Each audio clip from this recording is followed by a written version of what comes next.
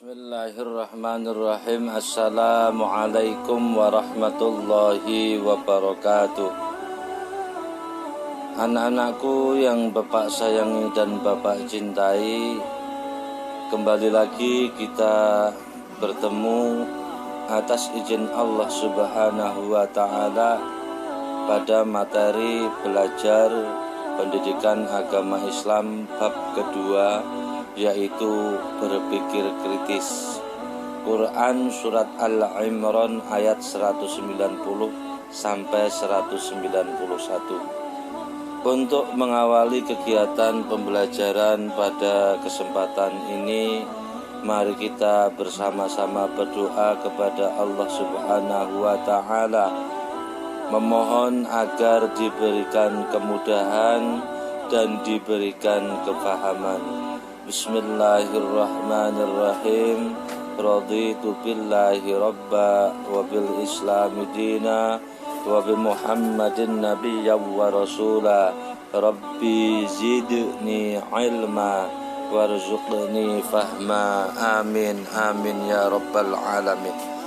Anak-anakku yang Bapak cintai dan Bapak sayangi, what is critical thinking? Apakah yang dimaksud dengan berpikir kritis?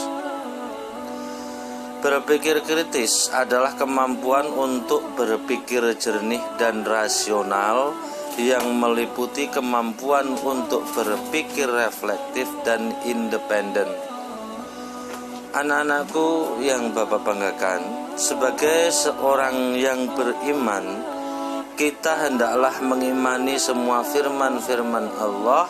Setelah mengimani, kemudian berusaha memahami makna yang terkandung, kemudian merefleksikannya ke dalam sikap dan tindakan yang positif.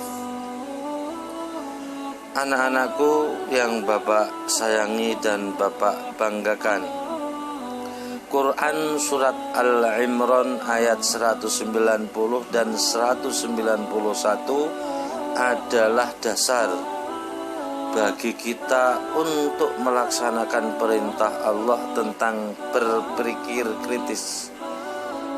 Nanti akan sama-sama kita pelajari tentang asbabun nuzul. Apa itu asbabun nuzul? Sebab-sebab ayat ini Allah turunkan. Kemudian yang kedua, kita akan mengkaji tentang bacaan surah Al-Imran ayat 190 dan 191. Lalu dilanjutkan dengan isi kandungan Al-Imran ayat 190 sampai 191, dilanjutkan penerapan perilaku berdasarkan surat Al-Imran. Anak-anakku yang Bapak sayangi dan Bapak banggakan, mari kita tadarus Quran surat Al-Imran ayat 190 191. A'udzu billahi minasy syaithanir rajim. Bismillahirrahmanirrahim. Inna fi khalqis samawati wal ardi wa ikhtilafil laili wan nahar واختلاف الليل والنهار لآيات لأولي الألباب الذين يذكرون الله قياما وقعودا وعلى جنوبهم ويتفكرون في خلق السماوات والأرض ربنا ما خلقت هذا باطلا سبحانك فقنا عذاب النار صدق الله العظيم. Artinya, sesungguhnya dalam penciptaan langit dan bumi dan silih bergantinya malam dan siang terdapat tanda-tanda bagi orang yang berakal. Dalam ayat selanjutnya Allah menjelaskan siapa orang yang berakal, yaitu orang-orang yang mengingat Allah sambil berdiri atau duduk, atau dalam keadaan berbaring, dan mereka memikirkan tentang penciptaan langit dan bumi seraya berkata, ya Tuhan kami, tiadalah Engkau menciptakan ini dengan sia-sia. Maha suci Engkau Allah, maka peliharalah kami dari siksa neraka. Anak-anakku yang Bapak sayangi dan Bapak banggakan, di sini Bapak tampilkan mufrodah atau arti kata per kata. Inna sesungguhnya fi dalam kholqi penciptaan as-samawati langit wal ardi bumi, kemudian wahtilafi dan pergantian al-laili malam wan nahari dan siang, la ayatin terdapat tanda-tanda li bagi ulil albabi orang-orang yang berakal, alladzina yaitu orang-orang yadhkuruna yang mengingat Allah akan Allah qiyaman sambil berdiri, wa qu'udan dan duduk, wa ala dan dalam keadaan junubihim mereka berbaring, wa yatafakkaruna dan mereka memikirkan fi khalqi tentang penciptaan as-samawati langit-langit wal ardi dan bumi. Rabbana ya Tuhan kami, ma khalaqta tidaklah Engkau ciptakan, hadza ini semuanya itu berarti langit bumi bergantian siang dan malam, batila sia-sia, subhanaka maha suci Engkau, fakina maka lindungilah kami, azabannar dari azab neraka. Anak-anakku yang Bapak banggakan, sebagai seorang muslim kita harus mengerti bagaimana membaca Al-Quran dengan baik. Maka dari itu perhatikan bacaan Bapak, di mana di situ ada gunnah atau berdengung, di mana di situ ada mat atau panjang, di mana di situ ada waqaf, ada qalqalah dan lain sebagainya. A'udzu billahi minasy syaithanir rajim. Inna fi khalqis samawati wal ardi wa ikhtilafil laili wan nahar la ayatin li ulil albab alladzina yadhkuruna Allaha qiyaman wa qu'udan wa ala junubihim wa yatafakkaruna fi khalqis samawati wal ardi rabbana ma khalaqta hadza batila subhanaka faqina azabannar.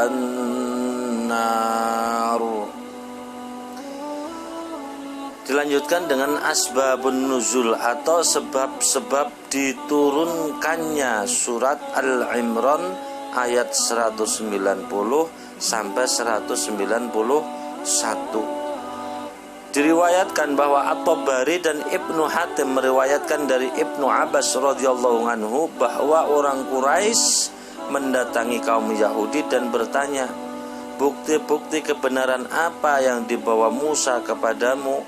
Kemudian mereka menjawab, tongkatnya dan tangannya yang putih bersinar bagi yang memandangnya. Mereka belum puas, maka kemudian mereka mendatangi kaum Nasrani dan bertanya, bagaimana dengan Isa? Dijawab, Isa menyembuhkan mata yang buta sejak lahir dan penyakit sopak serta menghidupkan orang-orang yang sudah mati.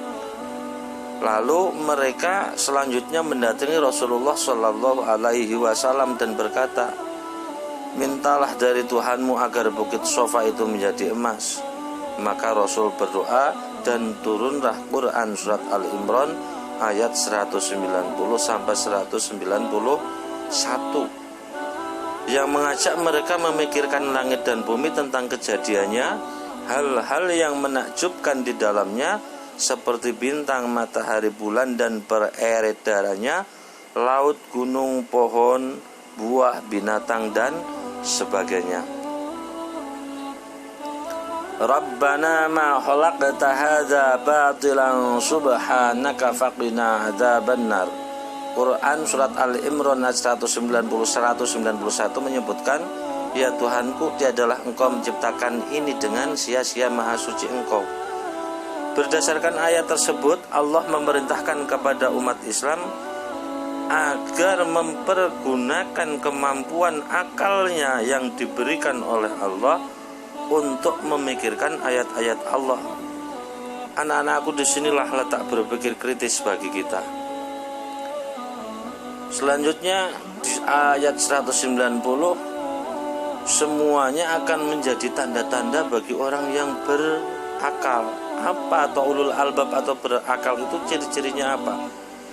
Yang pertama, orang yang disebut ulul albab adalah mereka yang bersungguh-sungguh menggali ilmu pengetahuan. Kalau kita terapkan dalam konteks siswa-siswi SMK Gunung Jati, yang namanya ulul albab adalah siswa-siswa yang mereka selalu antusias untuk mengikuti seluruh pelajaran, sehingga ketika ada suatu hal yang belum mereka ketahui, mereka akan memburu guru yang memberikan materi tersebut agar menjelaskan biar mereka mendapatkan kefahaman. Anak-anakku yang Bapak banggakan, ulul albab pada masa silam, banyak sekali contoh ulul albab pada masa silam, yaitu mereka yang berhasil menjadi orang-orang sukses karena mereka betul-betul memperhatikan ayat-ayat Al-Quran. Mereka betul-betul memperhatikan apa yang sudah menjadi ketentuan Allah. Pelatihan menggali ilmu pengetahuan dari ayat Al-Quran. Mereka sukses karena dihantarkan oleh keyakinan mereka bahwa dengan menggali ayat-ayat yang Allah turunkan di dalam Al-Quran akan membuat mereka mempunyai derajat yang lebih tinggi daripada yang lain. Inna fi khalqis samawati wal ardi wa ikhtilafil laili wan nahari la ayatil liulil albab. Jelas sekali di sini bahwa inna fi khalqis samawati, sesungguhnya di dalam penciptaan langit wal ardi dan bumi, wa ikhtilafil laili wan nahari dan pertukaran siang dan malam, la ayatil liulil albab, sungguh terdapat bukti bagi orang-orang yang mau berpikir atau mempunyai akal. Herjunot Ali, Ralin Shah, Fedi Nuril, kemudian Pevita Pears, ada juga Igor Saikoji, ada juga Denny Sumargo. Mereka adalah pendaki-pendaki gunung, dan mereka membuktikan bahwa ketika manusia mendaki dan berada di ketinggian makin tinggi, maka makin sulit baginya untuk bernapas, karena tekanan udara berkurang 1 derajat setiap kali ia naik 100 meter. Ini selaras atau sejalan atau sesuai dengan firman Allah dalam surat Al-An'am ayat 125, yang artinya, dan barang siapa yang dikehendaki Allah kesesatannya, niscaya Allah menjadikan dadanya sesak lagi sempit, seolah-olah ia sedang mendaki langit. Begitulah Allah menimpakan siksa pada orang-orang yang tidak beriman. Kemudian ada lagi, dan segala sesuatu kami ciptakan berpasang-pasangan supaya kamu mengingat kebesaran Allah. Ini Allah jelaskan, Allah nukilkan dalam Al-Quran surat Az-Zariyat ayat 49. Kata berpasangan dalam Al-Quran bermakna laki-laki dan perempuan. Seperti kalian pelajari dalam pelajaran IPA, bahkan atom juga berpasangan. Atom itu ada yang positif dan ada yang negatif. Ada kekuatan yang menolak dan ada kekuatan yang menarik. Berpasangan dalam keragaman bentuk. Maha suci zat yang telah menciptakan pasangan-pasangan semuanya, baik dari apa yang ditumbuhkan oleh bumi, dari diri mereka maupun dari apa yang tidak mereka ketahui. Ini sudah Allah jelaskan dalam Quran surah Yasin ayat 36. Sebelum para peneliti membuat sebuah kesimpulan tentang penelitiannya, di dalam Al-Quran sudah Allah sebutkan adanya siang dan malam, adanya sakit, adanya sehat, adanya tinggi, adanya pendek. Coba kalau kita bayangkan, kita mau mempelajari Al-Quran, kita pasti baru menyadari bahwa subhanaka faqina adzabannar. Kita ini apa dibanding Allah? Makanya kita jangan pernah sombong di hadapan Allah Subhanahu wa ta'ala. Kemudian yang selanjutnya yaitu luar angkasa.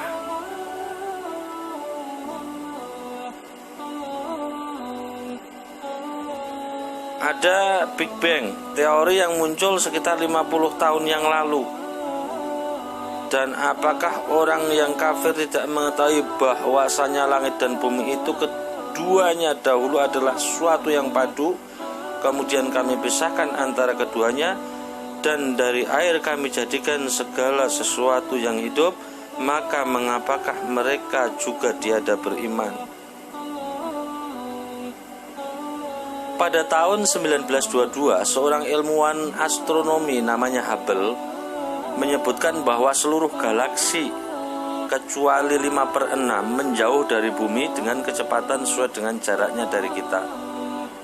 Menurut perhitungannya, apabila terdapat bintang yang berjarak 1 juta cahaya menjauh dari kita dengan kecepatan 168.000 km per detik, maka bintang yang berjarak 2 juta tahun cahaya menjauh dari kita dengan kecepatan 2 kali lipat, begitulah seterusnya. Hal itu menguatkan pandangan ilmuwan matematika dan pendeta Belgia yang bernama Lamitri. Dan itu selaras dengan firman Allah Quran surat Az-Zariyat ayat 47, yang artinya langit kami bangun dengan kekuasaan kami dan sesungguhnya kami pun memperluasnya. Subhanallah. Kemudian ada lagi tentang bentuk bumi. Manusia sebelumnya mengira bahwa bumi itu datar. Lalu pada tahun 1577, ketika Sir Francis Drake berkeliling dunia, dia membuktikan bahwa bumi itu bulat. Kemudian 14 abad yang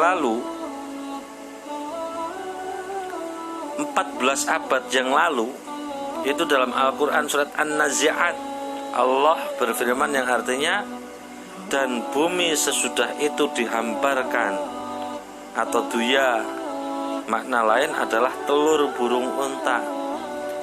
Bulatnya itu seperti telur burung unta, bukan bulat kayak bola, ya.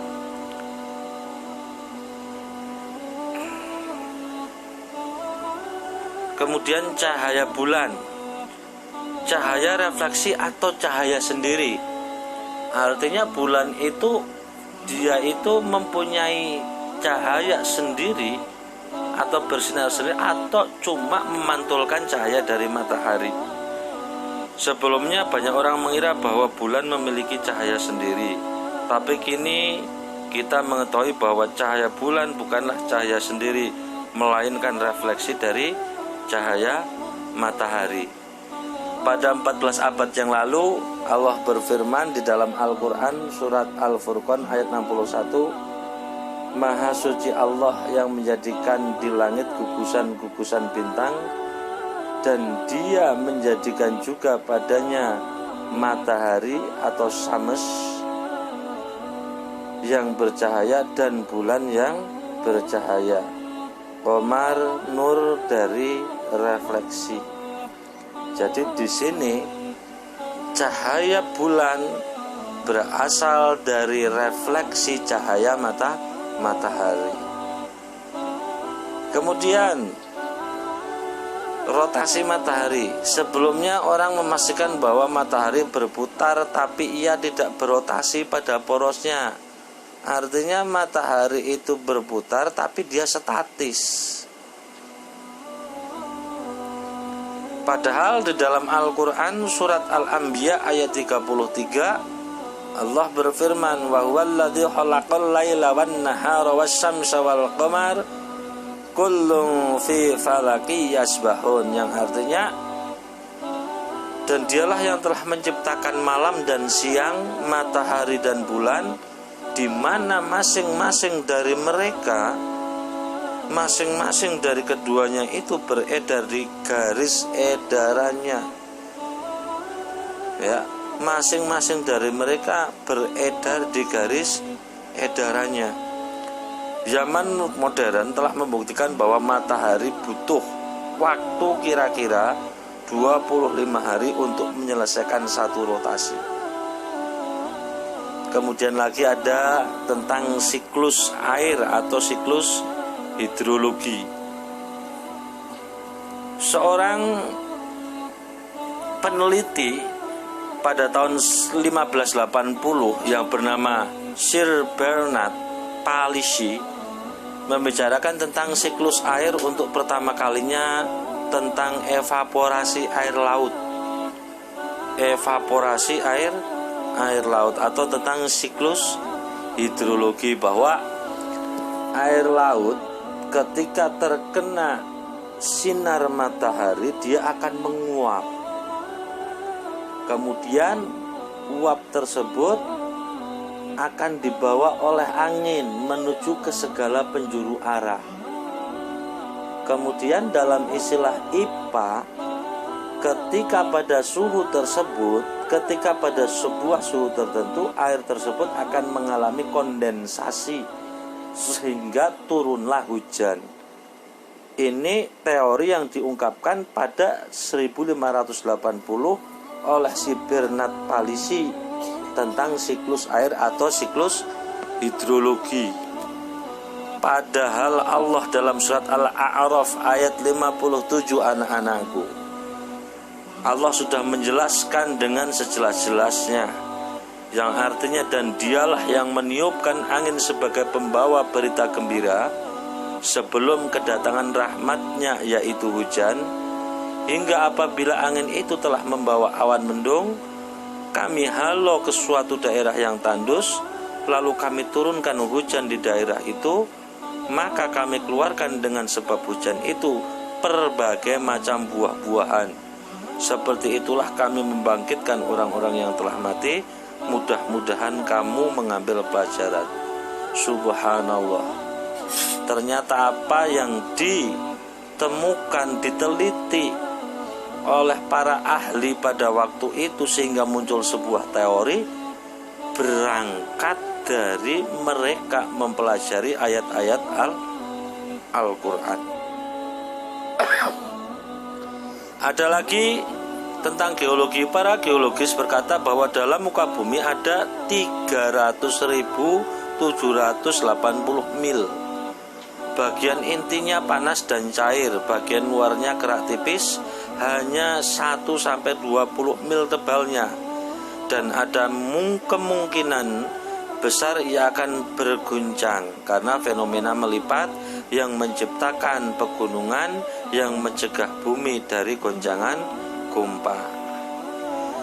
Di dalam Al-Quran surat Al-Anbiya ayat 31 Allah menegaskan وجعلنا في الأرض رواسي أن تميد بهم وجعلنا فيها فجاجا سبلا لعلهم يهتدون. Dan kami jadikan di bumi itu gunung-gunung yang kokoh supaya bumi itu tidak goncang bersama mereka, dan telah kami jadikan pula di bumi itu jalan-jalan yang luas agar mereka mendapat petunjuk. Kemudian ayat-ayat Al-Quran yang mempelajari tentang oseanologi. Sebelumnya kita tahu bahwa ada dua jenis air, yaitu air tawar dan air asin. 14 abad yang lalu Allah dalam surat Al-Furqan ayat 53 berfirman, wa huwal ladzi marajal bahraini hadza adzabun furatu wa huwa milhun ujaj wa hadza milhun ujaj wa ja'ala bainahuma barzakha wa hijran mahjura. Dan dialah yang membiarkan dua laut yang mengalir berdampingan, yang ini tawar lagi segar dan yang lain asin lagi pahit, dan dia jadikan antara keduanya dinding dan batas yang menghalangi. Kalian perhatikan bagaimana mereka bisa berdampingan, dan itu sudah Allah jelaskan dalam Al-Furqan ayat 53. Kemudian ada lagi teori tentang embriologi, bahwa segala sesuatu atau makhluk tercipta dari air. Dalam surat Al-Anbiya ayat 30 Allah berfirman, Bismillahirrahmanirrahim, wa ja'alna minal ma'i kulla syai'in hayya afala yu'minun. Dan dari air kami jadikan segala sesuatu yang hidup, maka mengapakah mereka juga tidak beriman? 14 abad yang lalu, dan sesungguhnya kami telah menciptakan manusia dari suatu saripati berasal dari tanah, kemudian kami jadikan saripati itu air mani yang disimpan dalam keadaan tempat yang kokoh, yaitu rahim. Kemudian mari itu kami jadikan segumpal darah, lalu segumpal darah itu kami jadikan segumpal daging, dan segumpal daging itu kami jadikan tulang belulang, lalu tulang belulang tersebut kami bungkus dengan daging. Kemudian kami jadikan dia makhluk yang berbentuk lain, maka maha sucilah Allah pencipta yang paling baik. Kemudian dalam ilmu botani, Allah menciptakan semua jenis buah-buahan berpasang-pasangan. فَأَخْرَجْنَا بِهِ أَزْوَاجًا مِّن نَّبَاتٍ شَتَّى. 14 abad yang lalu, maka kami jadikan tumbuhan dengan air hujan itu berjenis-jenis dari tumbuh-tumbuhan yang bermacam-macam. Wa min kulli thamarati ja'ala fiha zawjayn itsnain, dan menjadikan padanya semua buah-buahan berpasang-pasangan. Anak-anakku yang Bapak cintai dan Bapak sayangi, dan kami telah meniupkan angin untuk mengawinkan tumbuh-tumbuhan, dan kami turunkan hujan dari langit, lalu kami beri minum kamu dengan air itu, dan sekali-kali bukanlah kamu yang menyimpannya.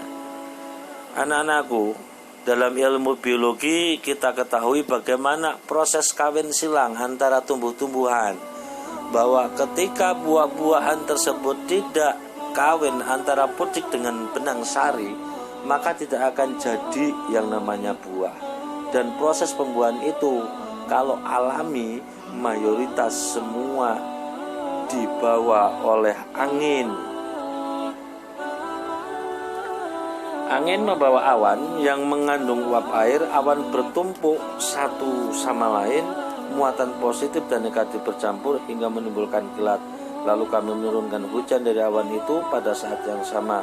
Angin mengawinkan tumbuh-tumbuhan, yakni membawa benih jantan tumbuhan untuk dikawinkan dengan benih betina. Hujan yang turun disimpan dalam perut bumi lewat sumur dan mata air. Ia bermanfaat untuk semua makhluk hidup, baik tumbuh-tumbuhan, hewan maupun manusia.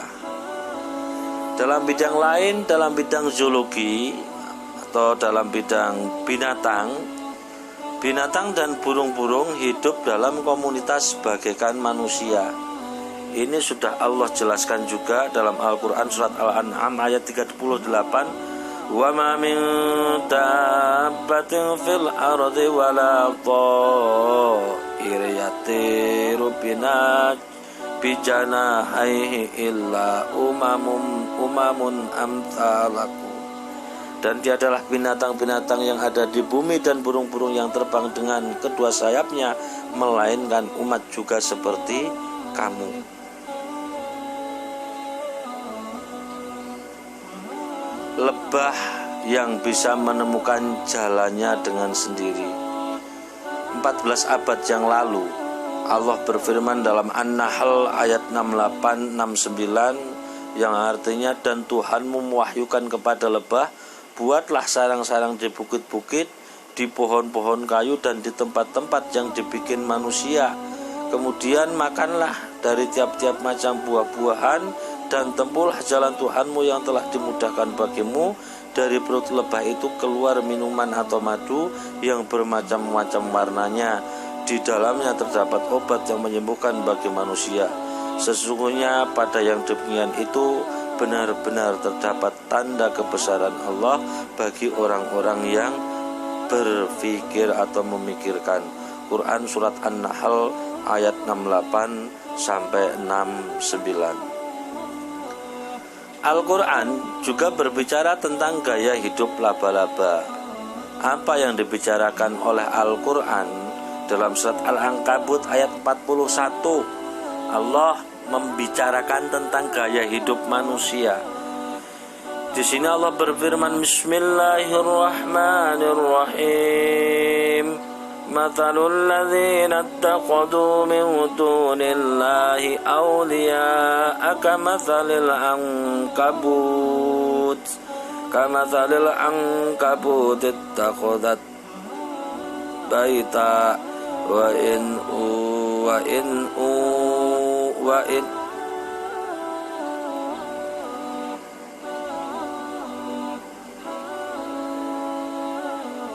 in awhanal buyuti la baitul ankabut law kanu ya'lamun.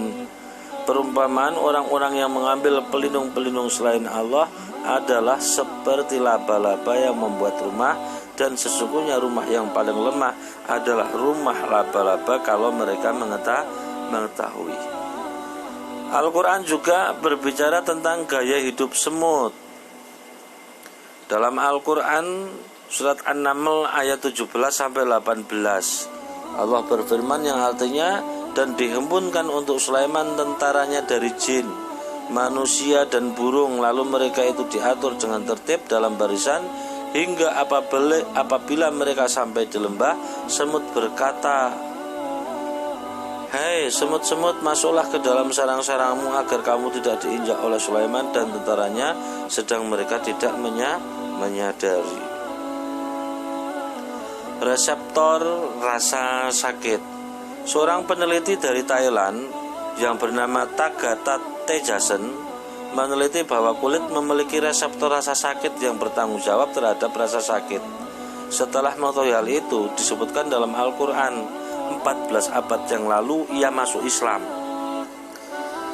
Di dalam Al-Quran surat An-Nisa ayat 56 Allah sudah menjelaskan bahwa reseptor kesakitan seorang itu terletak di dalam kulitnya.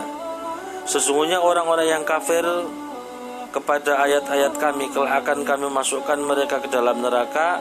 Setiap kali kulit mereka hangus, kami ganti kulit mereka dengan kulit yang lain supaya mereka merasakan azab. Sesungguhnya Allah Maha Perkasa lagi Maha Bijaksana. Siapa yang menyebutkan itu semua dalam Al-Quran? Al-Quran surat Al-Qasas ayat 30. Ya Musa inni anallahu rabbul alamin. Hai Musa, sesungguhnya aku adalah Allah, Rabb bagi semesta alam. Anak-anakku yang Bapak sayangi dan Bapak banggakan, dulu tiada kini ada. Itulah teknologi masa depan yang berangkat dari inspirasi dari alam. Maka dari itu kita sebagai generasi muslim harus selalu mengkaji ayat-ayat yang Allah turunkan, agar apa yang terkandung dalam Al-Quran tidak sia-sia. Rabbana ma khalaqta hadza batila. Kemudian yang kedua, selalu berpegang teguh pada kebaikan dan keadilan. Yang ketiga, kita harus selalu teliti dan kritis dalam menerima informasi, teori ataupun dalil yang dikemukakan orang lain. Lihat Quran surat Az-Zumar ayat 18. Yang keempat, sanggup mengambil pelajaran dari sejarah umat terdahulu. Yang kelima, kita selalu istiqomah dalam melaksanakan sholat malam. Yang keenam, takut kepada Allah Subhanahu wa ta'ala. Anak-anakku yang Bapak banggakan, manfaat berpikir kritis diantaranya adalah satu, mengambil hikmah Allah dari semua ciptaan Allah Subhanahu wa ta'ala. Allah menciptakan semuanya bukan tanpa maksud. Maka dari itu kita sebagai makhluk yang Allah karuniai akal, Allah memberikan nikmat kepada kita yaitu akal, pikiran, maka gunakanlah pikiran tersebut untuk memikirkan ciptaan-ciptaan Allah. Yang kedua, dengan berpikir kritis akan menjadi arif dalam menghadapi lingkungan yang membuat tidak nyaman. Kemudian yang ketiga, mendorong untuk melakukan penelitian untuk menemukan sains dan teknologi. Baiklah anak-anakku, sudah berada di akhir slide. Sebagai generasi muslim, banyak sekali tugas-tugas yang harus kita pikirkan. Bukan sebuah hal yang mustahil. Kita akan menjadi seorang pemimpin pada masa depan dengan catatan kita selalu berpikir tentang apa yang menjadi ciptaan Allah Subhanahu wa ta'ala. Karena para peneliti, para filosof, para ilmuwan pada masa keemasan Islam pada waktu dulu, mereka menjadi seorang yang terkenal, menjadi seorang filosof, menjadi seorang ilmuwan, berangkat dari memikirkan ayat-ayat Allah Subhanahu wa ta'ala. Tidak ada kata terlambat bagi kita kalau kita mau berusaha. Sekali lagi, berusaha dan berusaha adalah tugas kita. Ikhtiar adalah tugas kita. Jangan lupa diikuti dengan berdoa, tawakal terhadap Allah Subhanahu wa ta'ala. Bapak akhiri pertemuan pada PJJ kedua ini. Bapak tutup dengan Assalamualaikum warahmatullahi wabarakatuh.